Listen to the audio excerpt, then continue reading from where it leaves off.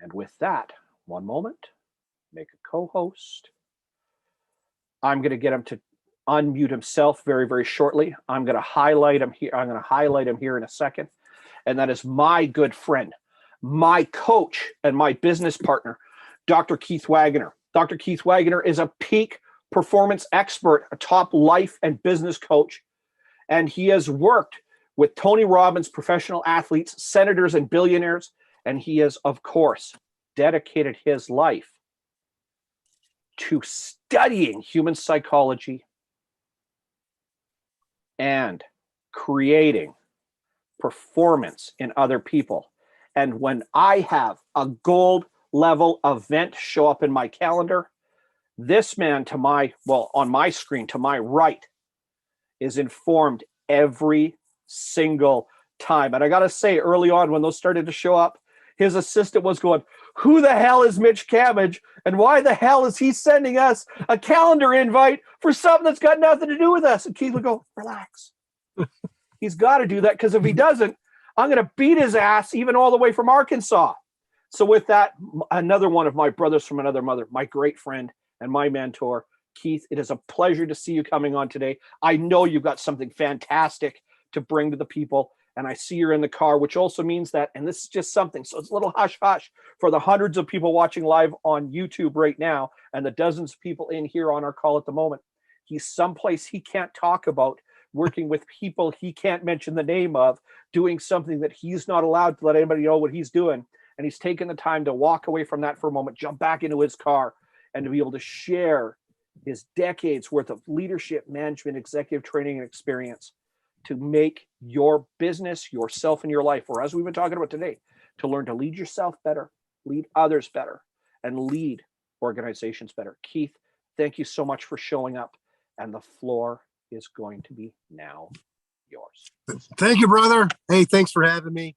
And again, guys, I apologize for my setting. I'm here in my Toyota 4Runner on location at a shooting range with some peak military guys and clients. And so I was fortunate enough to have this just in the right spot. Mitch was willing to accommodate me so that I could sneak away. And I just want to pre-qualify, if I may. If you hear some loud popping in the background, it's because we are at a shooting range where people are qualifying, and they're part of a program we call Principled Savage, which I get to help instruct that idea of taking people and helping them make decisions in their life and in their business.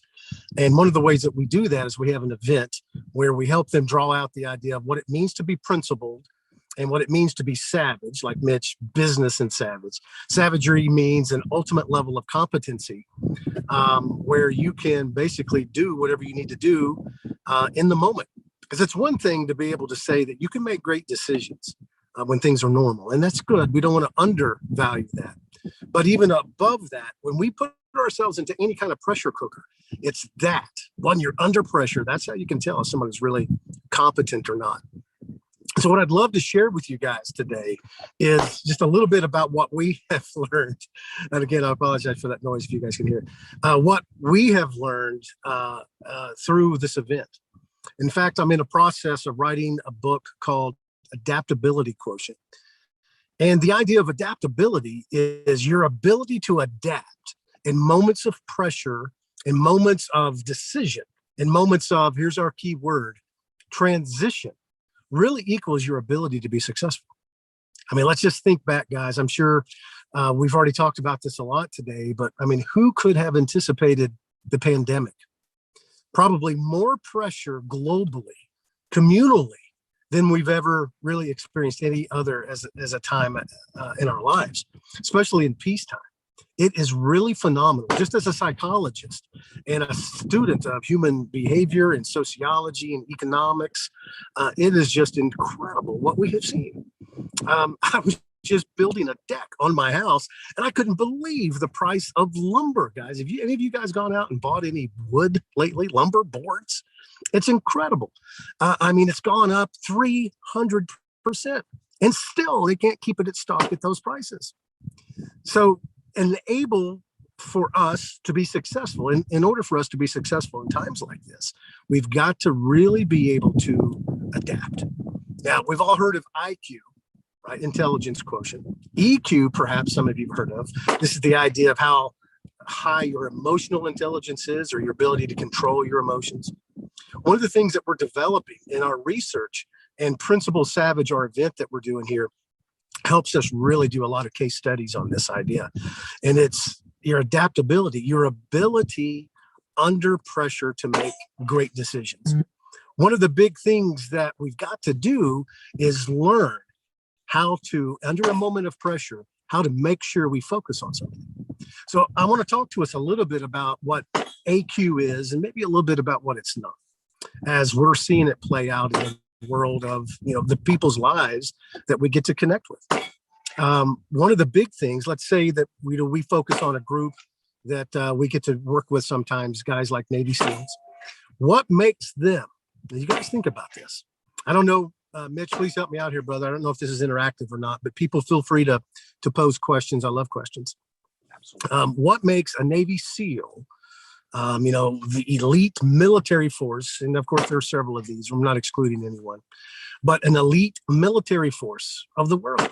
And then you get the Navy SEALs, there are different teams, the top echelon, the premier #1 team, the pinnacle team, the elite team of the elite teams. What makes them so great?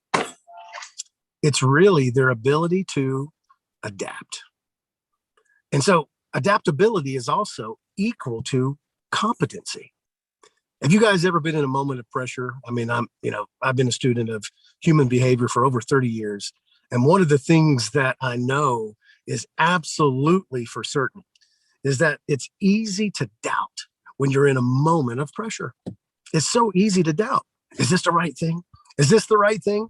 One of my favorite quotes from Warren Buffett is, the most dangerous moment is when you think you have all the answers, when you think you're right. And what that means is that I've got to be certain. I've got to be clear in order to take the right action, the right pathway forward. Because, once I act, then I'm committed. And so a Navy SEAL has the ability to be competent in order to act without hesitation. So you take that in a business symposium, a business summit, like what we've got here, and you think about that. Translate what a Navy SEAL must do, a sense of competency. What you hear them out there shooting right now, guys. Again, I apologize if that's too loud. A sense of competency. What are they competent at? You can break that down into a simple core matter of principles, or things that you think that are important about how to think, how to respond, and how to focus on a result, right? How you process things. And these are the same things that are equally easily translatable into anything that we have to do with life or business or relationships, whatever it may be. It is a real deal translation. And so AQ, adaptability quotient, your ability to do this and do this well, depends on several things. Number one, it depends on your ability to be results focused, right? You have to be able to, at any moment, remember your result. And we can use this in a process that we call the 4 levels of competency. Now, if it's okay, what I'd like to do is just go over this very process of how does somebody become competent? And this, again, translates into business, into relationships. Really, all of this that we're talking about is just simply your life, right? The kind of life that you want, the kind of life that you demand. And my hope is that you guys are thinking about this purposefully. So step number 1 is what we call unconscious incompetence.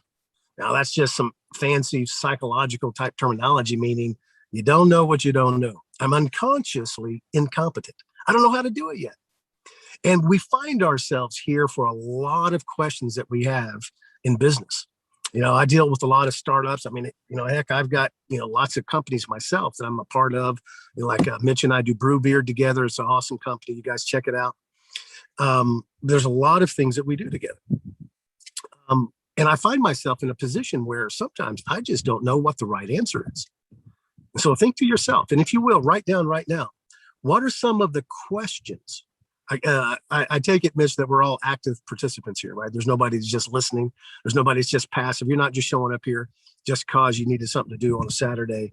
Hopefully you're here to make your life better. That's why I'm hoping that you're here. Nobody's invested 5 hours on a Saturday just to watch us. So yeah, yeah. They're Why would definitely you here do for that? a reason. Yeah, that's right, brother. That's right. Thanks for chiming in. Yeah, that's it. You want to make your life better. And so if you will, please be an active participant and write this down. Your question, number one, is what are the things that you have questions for, but no answers yet? And Mitch, if I may offer this, if I may lend of assistance, if anybody wants to write those questions down and then send to me, is that all right, brother? If they send them to you? Absolutely. And then, you and I can tag team and work on those together. Would that be okay? Done and done. Sweet. What Keith Thank is saying is that when you got questions about any of this, don't hesitate to drop them. You can private message me or private message Keith. We'll be able to save this chat after. And then, of course, Keith and I'll go through them. And we will reply to you personally about the stuff you're thinking about right here. So I'm going to narrow this down for you. Right now, 2 people that have worked with over 1,000 businesses and 50 years of answering these questions for people between us is willing to answer whatever question you've got about exactly this right now. That's right. And thank you, guys. Okay. And thank you, Mitch. Thank you for that, brother. Yeah. And guys, it's my honor to do this. We're all in this together, right? We're all in this together. I mean, I feel so privileged to be on this platform with you guys, with someone a high caliber like Mitch and the syndicate team.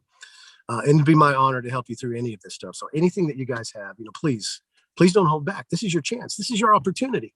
Maybe if this is your moment in time where you don't want to look back and go, man, I wish I would have asked that question then.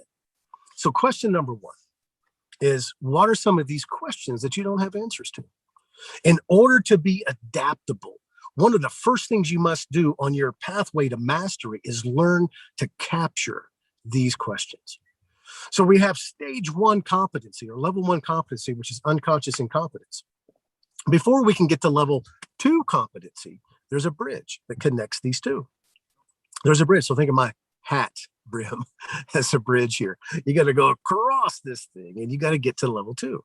Before you do, you must, here's your bridge. If you're drawing these out, level 1 competency, unconscious incompetence. You don't know what you don't know. You got to cross this bridge, right? And the way that you do that is through the bridge of discovery. You have to be willing. Number one, it's about a willingness and intention. You must be willing to be coachable. You have to be willing to kind of let go of the old ideas that you had and willing to innovate and think outside. Traditionally, we've said think outside the box, but think outside of what you've already thought about and think, what are the questions that I don't have answers to? Or another way to ask that is, what are some of the questions I don't even know to ask yet? And then you set yourself on a pathway to discover. Mitch, I don't know about you, bro, but I can talk about this in my own life, in my own businesses. When I went from a place where I was bankrupt, my wife had left me. I'm not making this up. I know it sounds like a sad country song, guys, but it's my real life. I had nothing. I lost everything. I was even sick because I was working with a foundation that was helping free sex slaves. People had been trafficked, and I caught this viral pneumonia that attacked my heart. I almost died and lost everything. I came home and absolutely everything I had was gone. I walked in my house, all of my furniture was gone. My wife had left, guys, and it was terrible. I went from 0 and all I had was questions. And I had a decision to make right then, right? I had to decide, what is it that I'm willing to be coachable on? What is it that I'm willing to discover?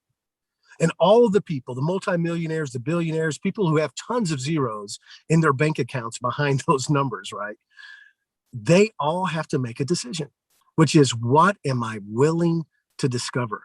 Because it's what's in here and what's in here, guys. That's what makes all the difference to your performance. If you want to have a high AQ adaptability quotient, you must be dedicated to results. And in order to be dedicated to results, you have to be willing to discover. Does that make sense? You have to be willing to discover, or you'll be stuck in ignorance. You'll be stuck in the lunacy of the same old pattern over and over and over again. And that's so frustrating not to have those answers. To be all questions and no answers is terrible. It really is. And so I've got to go through a constant process of being willing to think and discover. That's why we count curiosity as one of the highest states. And so check, and here's your second question to please write down. When you are uncertain, when you're in a place of uncertainty, what do? What's your typical, especially think of this emotionally, what's your typical emotional pattern? What do you guys do? Do you get pissed off? Right? Do you blame other people? Do you shut down? Do you go and do things like indulge in electronic income reducers like TV, or an overabundance indulgence on alcohol? What do you do, guys? These are the answers of what you must discover first before you'll ever land in level 2 competency. We always look within, and then you look outside. Paul Tudor Jones, one of the famous billionaires that we've had the privilege to work with my mentor Tony Robbins, he got to a place where he was not making smart investments, and he couldn't figure it out. It's like, what am I doing, guys? Things are going terrible. He was losing so much money. Tony's team came in and simply asked him the question, what is your formula? What are you willing to discover that works versus not work? And it was simply his stress level, the assumptions he was making up here and here, that got him to make very poor decisions. So he was willing to discover things about himself that made all of the difference. So discovery. Once we cross this bridge of discovery, we can then be in level 2 competency. Level 2 competency, are you guys ready? Level 2 competency is what we call conscious. Now I'm aware of it. Unconsciousness, I'm not aware of it. I don't even know what's going on. Over here, conscious incompetence. So now I know what I don't know. Now you think about that. One of the desires of someone with high AQ is to constantly better themselves. They always want to move to a better position. Some of the military top elite teams, top tier teams that we train, we teach them to constantly move to improve their position. So if you're under fire, like these guys are doing out here, real pressure with real firearms, it's enough pressure that they realize instantly what works and what doesn't. And if they're doing something that does not work, they've got to discover it and then seek to improve. Now I know what I don't know. Here's where I've got to absolutely be conscious of what's working and what's not working. And a big part of what has to go on up here for the person with high AQ is you have to be willing to let go of what doesn't work. So here's your third question. Are you guys ready? Question number 3 is, what are you hanging on to right now that you need to let go of?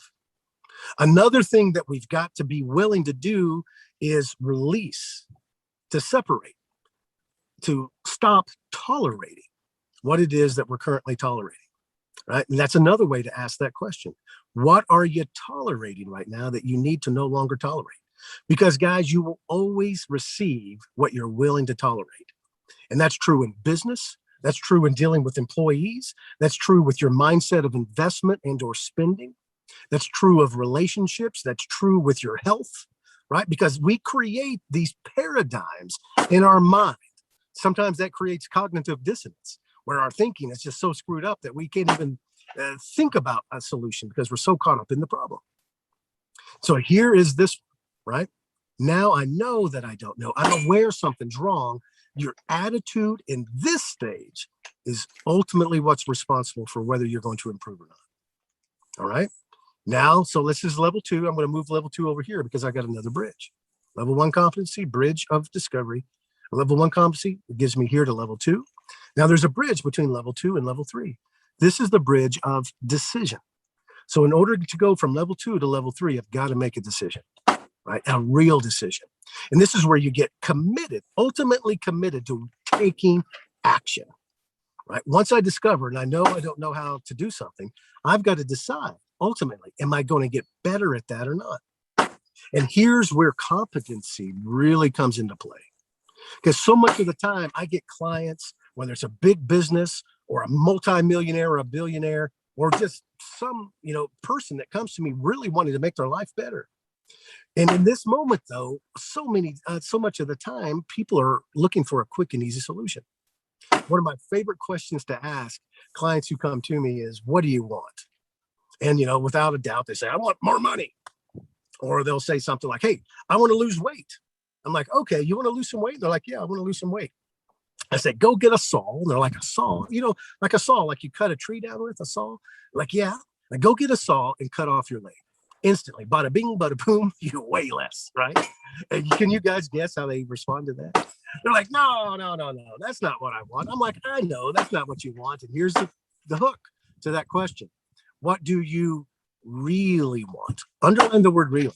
What do you really want? Because people who say they want to lose weight or they say they want more money, they don't just want more money. Because I can give you $1 and say, get out of here. They don't want to just lose weight. They don't want to just see the numbers on a scale go down, right? When they say they want to lose weight, they want so many other things.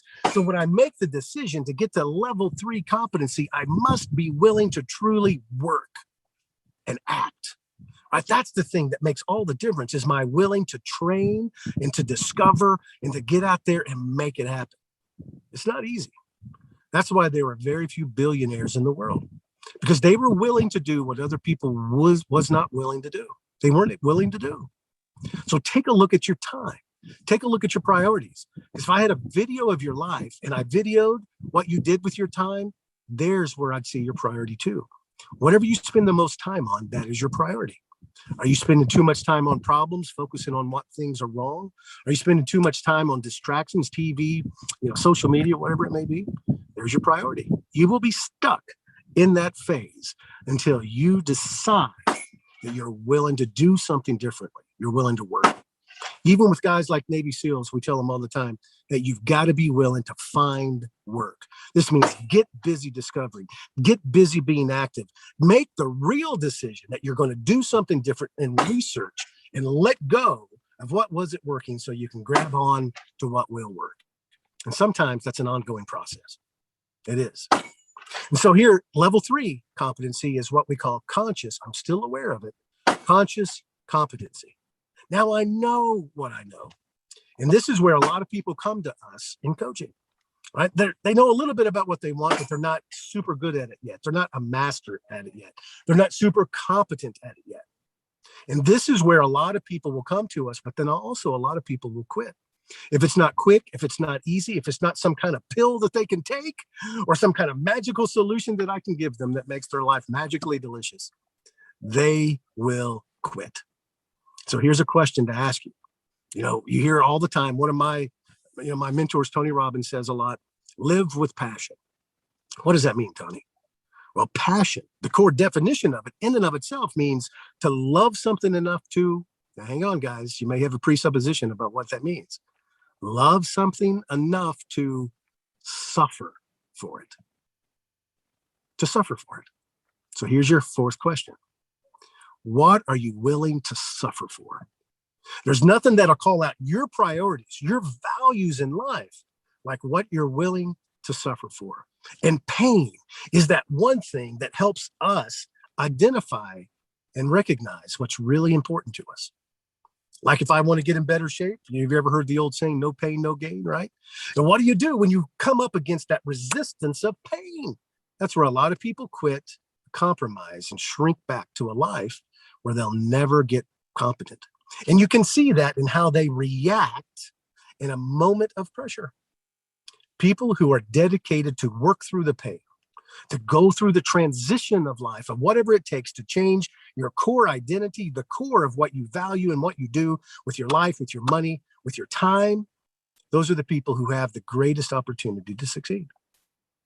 So conscious competency is level 3. Now there's another bridge. So here's level 3, conscious competency. In order to get to level 4 competency, the real level of mastery and success, right? There's another bridge. I have to bridge this gap with what's called discipline. Good old-fashioned discipline, right? Discipline is simply that idea of being able and willing to do something consistently when it doesn't feel like doing it. That's what we call a class 2 action, which is where it's good for you. It'll lead to great results, but it doesn't feel good yet. Again, this is where a lot of people quit. You may have heard the 10,000 rep rule, which is if you spend 10,000 repetitions at something, you will master it. Well, we believe you can greatly shorten that time span. It doesn't have to be 10,000, but they need to be correct and it needs to be intense, total immersion. That's what we're doing out here at the shooting range right now. We've got some clients that we're taking through this program. These multi-millionaire clients who we brought out here to put in the pressure cooker using real life competencies, just like we teach to the top tier military teams of the world, so that they can perform under pressure when it really counts. They're willing to suffer and to go through this work and to put themselves even in a risky situation like doing live fire exercises. It's kind of like our walking, fire walking, but this is real competency. We teach them to really take care of themselves and to be effective as what we call savages. And that just means competency.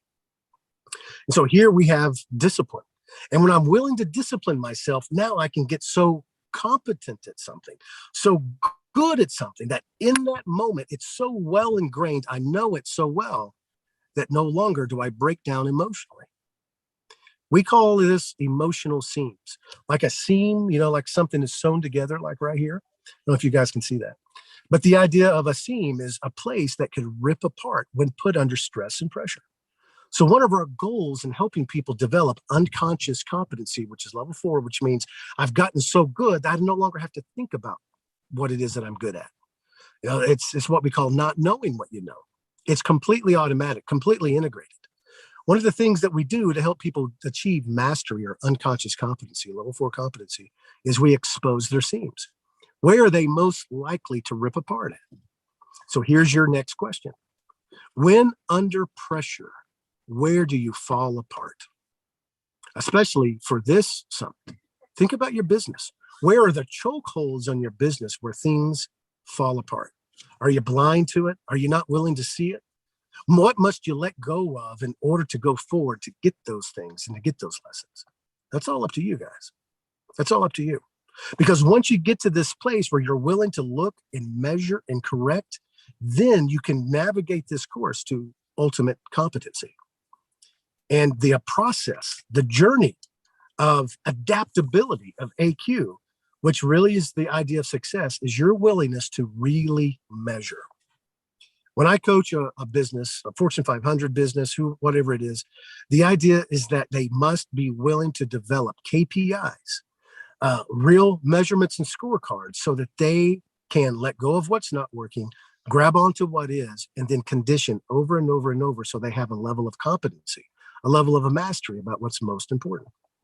This is, if in and of itself, an idea of psychology. It's what we call the psychology of success. That really is the difference, guys. And this is something that I think is just super critical, super crucial in order for you to develop adaptability. In our research, in our case studies about how this works, one of the big things that we're doing is looking and asking the questions, what makes someone savage in business? What makes somebody really savage in life? And we call our program Principled Savage, because in order to really, truly be competent, you must first understand what's really important, a set of principles in your life that you must live by. And people who come through our program, they not only leave with an ability to look like John Wick out on a shooting course under real combat pressure, they leave with 3 major principles. And these are the things that are based on their weaknesses, where they're failing, a seam, an emotional seam, for instance, that rips, whether it's a limiting belief or whatever it is. And then they replace that or repair that seam, put it in its place with something that they want to improve upon. So here's my question to you. What are your core principles that you're willing to use to replace the things that aren't working in your life? If, for instance, if I've got a rule in my life, like I must never quit once I've started, right? My question to you is, how's that working? One of the things that we've discovered is not people who don't quit that succeed. Someone may say, now, Keith, wait a minute. What are you talking about? You're saying we should quit? No, I'm not saying that at all. You don't want to quit, but that alone doesn't equal success. It's people who are willing to not only never give up, but people who are willing to adapt and change and innovate and optimize and maximize and learn new things and let go of old ways. If I keep banging my head on something over and over and over, expecting to feel good, that's not going to work, no matter how invested I am in not quitting, right? I must be willing to step back, learn the process, cross the bridge of discovery, make real decisions, and be disciplined in my approach of always improving. Because when it comes down to it, adaptability, your ability to succeed in business and in life is really a sense of dedication. You have to value the idea of constant and never-ending improvement. So I have 3 other questions for you in what we call Kanai. And I learned this from Tony Robbins. Kanai is both a noun and a verb. I can say, hey, go Kanai that.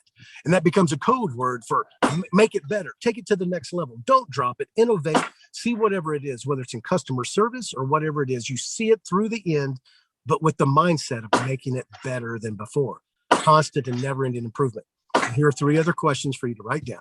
Number 1, what's great? In order to be adaptable, you must be willing and able to receive what's working really well and then feel good about that. Our amygdala, this part in your brain, it's about a oval shaped thing in the middle of our brain, is responsible for the fight or flight or freeze mechanism in our mind. We have to constantly address the amygdala in order for us to continue to grow and improve in life, because our amygdala's job is to get you to freak out, to get you to shut down and to be overly reactive emotionally, especially, so that you make a wrong decision. Really, the idea is that, to conserve, to be primitive, right? And to act with your lizard brain, what we call it sometimes. So this first question is about making sure that we're looking at what's great so that we can convince the amygdala that not only are things okay, but we're getting better. Your ability to celebrate is huge. Whatever you celebrate thrives. Whatever you do not celebrate dies. That's true for relationships, for marriage, for business. You must find ways to celebrate. And the word celebrate simply means to receive. I must be able to receive the truth of my measurements with joy. Because even if it's bad news, like, oh no, where's all my money, right? I have to be willing to look at that. And at least now I know there is no losing when I'm willing to learn. Celebrate. What's great? Second question of the Kanai. What needs improvement?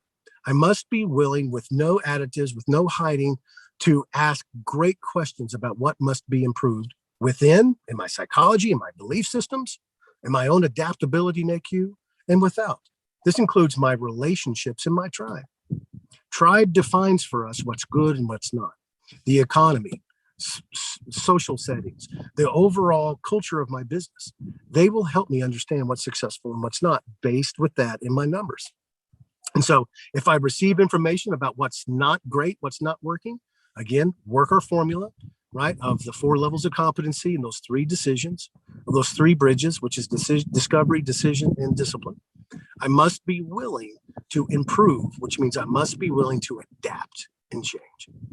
This one thing alone will determine your success. But there's an additional question. We're not done yet. The third question is, what am I willing to do about it? This is where real work and change comes in. Maybe you're tired of being overweight and low energy, right? Not being healthy. All right. What are you willing to do about it?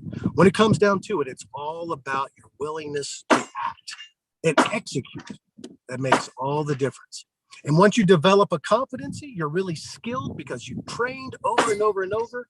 In that moment, you'll be ultimately confident that no matter what the situation, no matter what the environment, no matter what the economy, you will succeed. That helps people in like a stock market crash not panic and sell all their shit. That helps them make sure that they don't do all these terrible, very, ignorant things. They can make great decisions with their money. They can make great decisions in their company. They can make great decisions in their life. And that's when you know you have high AQ. Well, brother, I think that's about my time. And I can keep talking and talking and talking. But anybody have any questions? Now, we've got one question that popped up earlier. I think you answered it. We're going to do it anyway. Linda asked a little earlier, Keith, what are the top 3 things to be able to do when adapting under pressure? I think we've covered it. But if you had to summarize it right now, what are those 3 things very, very quickly? And I know it's going to be summarizing what you already talked about, but 30 seconds. Sure, absolutely. Linda, it will be Kanai. Apply the Kanai. What is it that's great? This means also you take a look at your result that you're really after. Sometimes I call this your treasure principle. What's most important? When I get in a fight with my wife and I want to win that argument, the thing I've got to remind myself of is, hey, the most important thing isn't that I'm right here. The most important thing, my treasure, is her heart. And so that helps me adjust to what's really most important. You do that in business, you do that in life. You can't go wrong with that. But then you apply the other 3 Kanai questions. so that you can believe that you're on the pathway of improving. Why? Because you understand what your north is. You understand what your treasure is. What are you improving? Getting to that treasure principle. How am I treating her heart? How am I affecting the problems that I'm wanting to correct and the solutions I'm wanting to create in business? So on and so forth. Fantastic. So Keith, oh, that was Linda McCracken. Awesome, Linda. Thank you for coming. Yeah. Yeah. She popped right in, saw the name. I'm like, there we go. Yeah. Yeah. She's an awesome lady, by the way. Absolutely. Absolutely. So Keith, I'm going to get you to kick you out here in a moment, but really quick, you said it before. I'm going to ask you, what is Keith Waggoner's, Dr. Keith Waggoner's core principles? What does Keith stand for? Oh, that's a great question, brother. Man, I can talk about that forever. But number one that I'd love to go with, and I'm a very spiritual person, so number one is to honor God with all my heart, mind, soul, and strength. Number two is be hard to kill in my results and everything that I'm after. Number three is make the world a better place. Fantastic, brother. All right. Thank you so much for coming in. I'm going to make sure that Keith's contact information is dropped in the chat here very shortly. Brother, it is always a pleasure and an honor to be sharing time with you like we have here as well. From me to you, brother, absolutely. Thank you so much for coming from where you did. My honor, brother. Thank you for having me. It's beautiful to see you. I'll let you get back to it as well so you can get some more range time. You get some more down range. I'll show you a little bit here what's going on. I don't know if you can see those folks out there shooting. Yeah, we can. Yeah, there it is. Love it. And I wish I could come across the border because, of course, you know that I'd be right there with you right now as well. So, brother, you get back to it. Thank you so much. Bless you for sharing your absolute wisdom and strength today. Thank you. Go safely. And, of course, I will talk to you on Tuesday morning. Talk to you soon. Love you, brother. You got it, brother. Have a great day. Cheers. Good to see you as always. And that was my mentor and coach, Dr. Keith M. Waggoner, sharing absolute wisdom. So I'm going to take